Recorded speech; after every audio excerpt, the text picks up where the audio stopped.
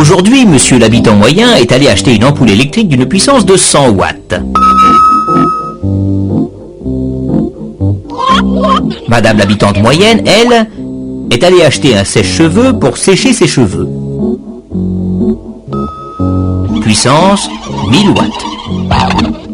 C'est-à-dire 1 kilowatt, étant donné que 1000 choses se dit 1 kilo chose. Le monsieur des chemins de fer voulait une locomotive pour tirer son train à 130 km à l'heure. Puissance de la locomotive, 8 millions de watts. 8 millions de watts ou, si vous préférez, 8 mégawatts, étant donné qu'un million de choses se dit un méga-chose. Watt, kilowatt, mégawatt, c'est la puissance des appareils, ce qu'ils peuvent faire. Mais pour le moment, ils ne font rien. Ils ne sont pas branchés sur le réseau. Le réseau pourtant est prêt. Dans les centrales, les alternateurs tournent.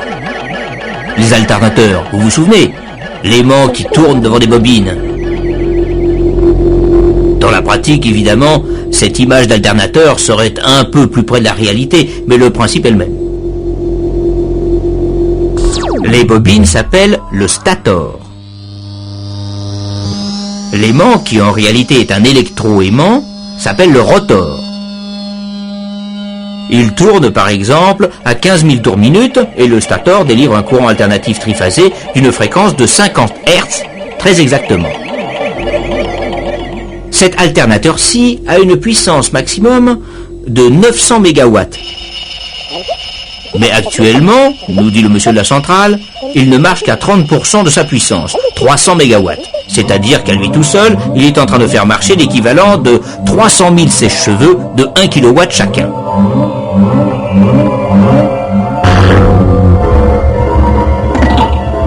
Mais vous vous doutez bien que s'il y a 300 MW qui sortent de l'alternateur, il faut bien qu'il y ait une machine au moins aussi puissante pour le faire tourner.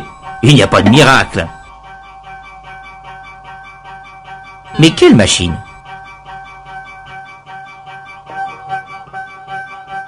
Dans les centrales, c'est toujours une turbine.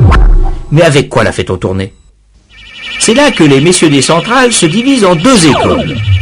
D'un côté, les hydrauliciens, ainsi appelés parce qu'il faut tourner leur turbine avec de l'eau des fleuves et des barrages.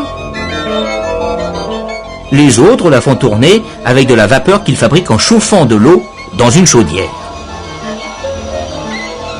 Ceux-là, on les appelle des thermiciens. Ils se divisent d'ailleurs en deux. Le thermicien classique, qui chauffe sa chaudière avec du charbon, du pétrole, du gaz. L'autre, le thermicien nucléaire, se sert d'un réacteur. Mais revenons à notre centrale.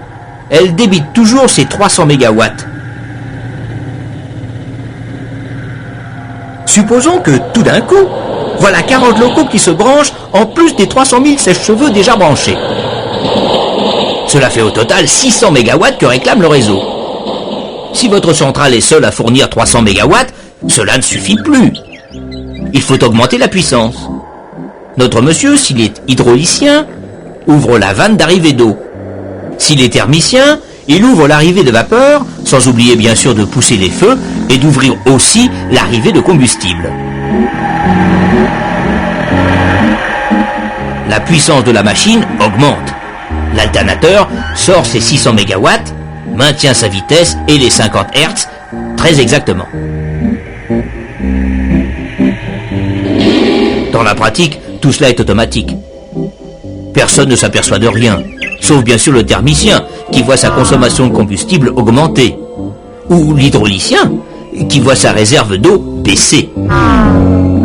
Mais l'eau, en principe, cela ne coûte rien. Alors, si l'eau ne coûte rien, pourquoi ne pas faire des centrales hydrauliques ? Ce serait beaucoup plus économique. On verra cela la prochaine fois.